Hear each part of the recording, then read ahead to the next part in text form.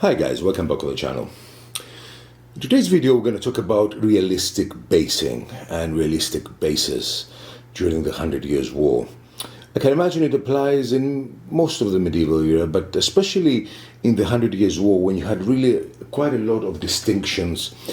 Knights, men-at-arms, infantry, heavy infantry, retainers. How these guys fought, how we can portray and make their bases look interesting.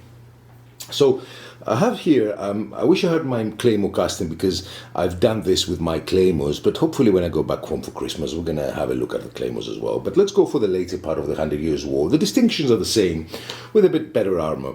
So what we have here on the right, on the left of your screen here, we have a knight, a well-armored knight. Here you see a man-at-arm, infantry, another knight or man-at-arm. This obviously is a man-at-arm, heavy infantry, normal infantry here, and another could be knight or a retainer. He doesn't have the top armor. So let's see them a bit closer. You can see that there is a distinction between them, and there is, difference in armor, difference in helms, and some are fully armored, some are partially armored.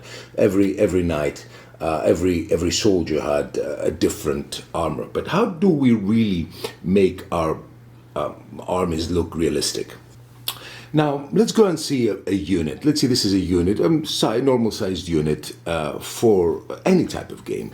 You can never really had a unit like this with really nobles all together with their top armor as a unit. First of all, these guys didn't fight alone. They fight with their retainers. They fought with the men-at-arms, and a unit only of nobles would have been a really small unit and very easily to be destroyed. So if you see in the most rule sets, they have the units as men-at-arms.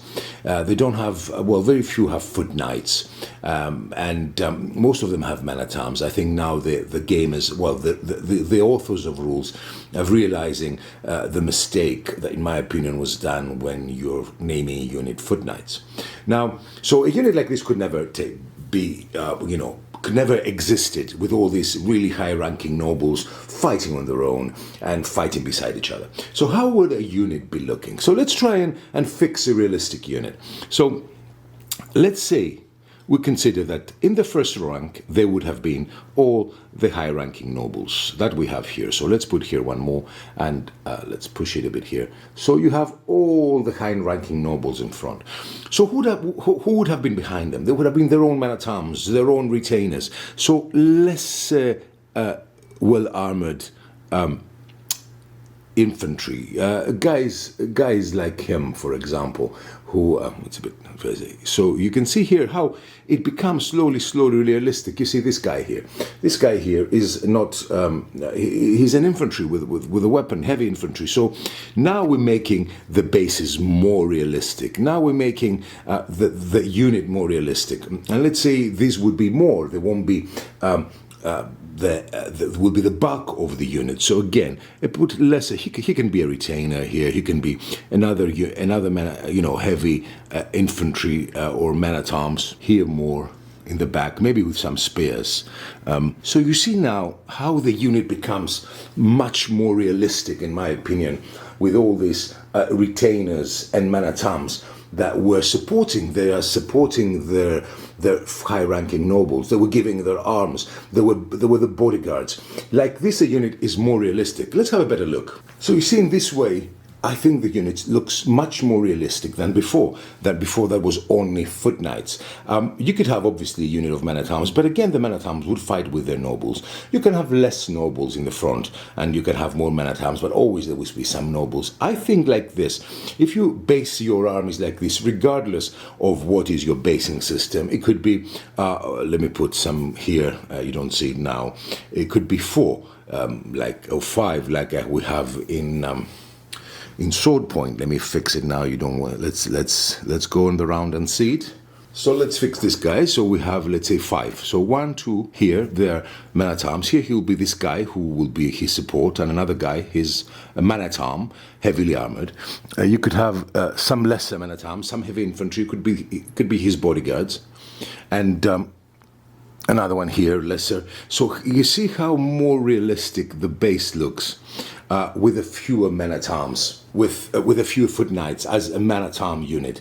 I think this is a way, in my opinion, that's what I did with my Claymore castings. And when you have individually based armies, obviously, it's more easy when you're using trays, that you should mix and match. Okay, you can have a unit of infantry that would have exclusively, let's say, heavy infantry, obviously.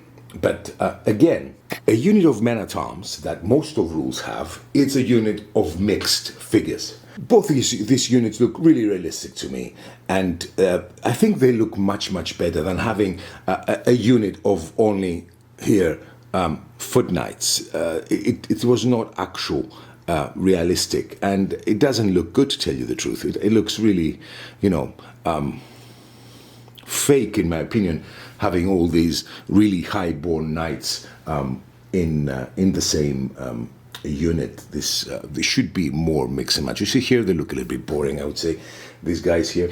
But always try to mix your armies. I think this unit here is a very good example of how a unit should look. I think it looks good. I think it has different types of army. You could also have, the heavy infantry in front. Maybe one knight is a bit further behind, and he doesn't have to be in the front rank. Maybe in the front rank you have the retainers of these guys, and they are a bit further down with their retainers. So you can mix it even better.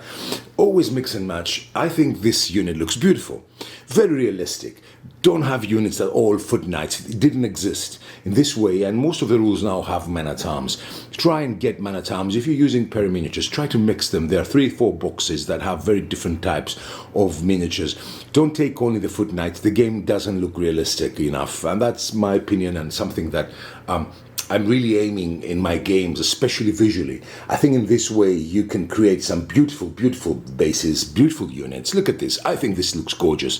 And hopefully more rule writers and more rule designers would understand that, okay, you can have foot, you can have infantry, the militia, but when you're talking about men-at-arms, there were no foot knights division. There was never a foot knights division. Well, maybe some knights but they were always with their retainers, their squires, their supports, and there's so many nice, lovely denominations in the 100 Years' War. Squires, their lieutenants, their bodyguards, heavy infantry, men-at-arms, all these were part of one unit, and with the nobles in front, obviously, or most of the nobles in front. So that's how I think it looks really good. I think this looks amazing. It's so so realistic, and I could also give you a great variety to your armies. Anyway, guys, this is from me. I hope you enjoyed the video. It was something I want to do for quite some time. Some realistic base creation and how I think they should be portrayed. Thank you for watching the channel. Thank you for supporting it. And another 130, I think, to reach 4,000. Hopefully we can manage it by next year. Thank you so much for watching, and bye-bye. Have a great weekend.